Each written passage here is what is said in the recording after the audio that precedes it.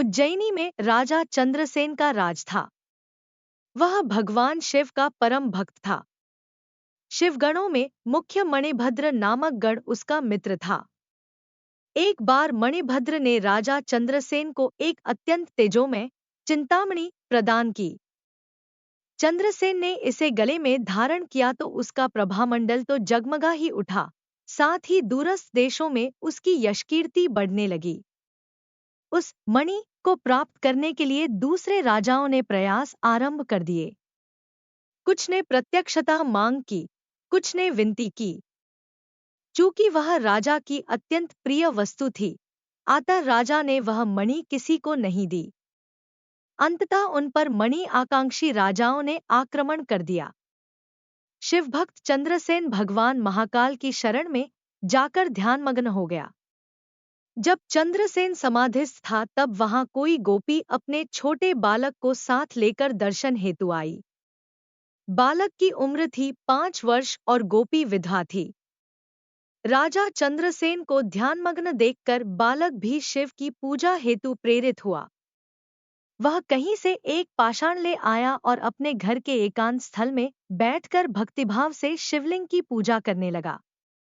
कुछ देर पश्चात उसकी माता ने भोजन के लिए उसे बुलाया, किंतु वह नहीं आया। फिर बुलाया, वह फिर नहीं आया। माता स्वयं बुलाने आई तो उसने देखा बालक ध्यानमग्न बैठा है और उसकी आवाज सुन नहीं रहा है। तब क्रुद्ध हो माता ने उस बालक को पीटना शुरू कर दिया और समस्त पूजन सामग्री उठाकर फेंक दी। ध्यान से मुक्त होकर बालक चेतना में आया तो उसे अपनी पूजा को नष्ट देखकर बहुत दुख हुआ।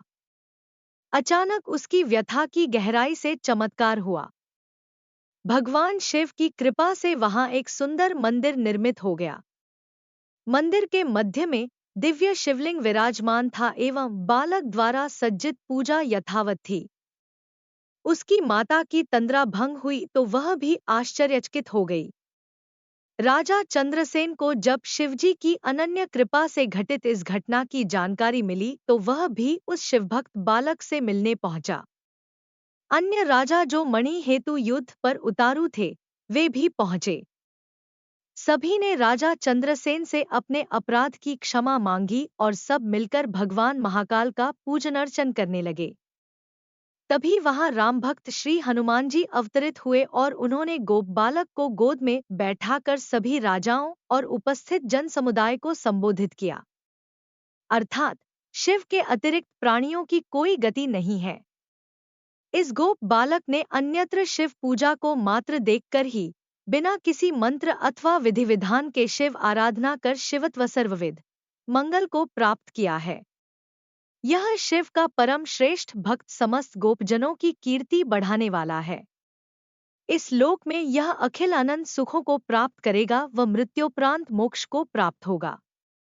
इसी के वंश का 8वां पुरुष महायशस्वी नंद होगा, जिसके पुत्र के रूप में स्वयं नारायण कृष्ण नाम से प्रतिष्ठित होंगे।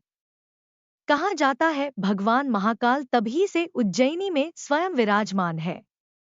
हमारे प्राचीन ग्रंथों में महाकाल की असीम महिमा का वर्णन मिलता है। महाकाल साक्षात राजाधिराज देवता माने गए हैं।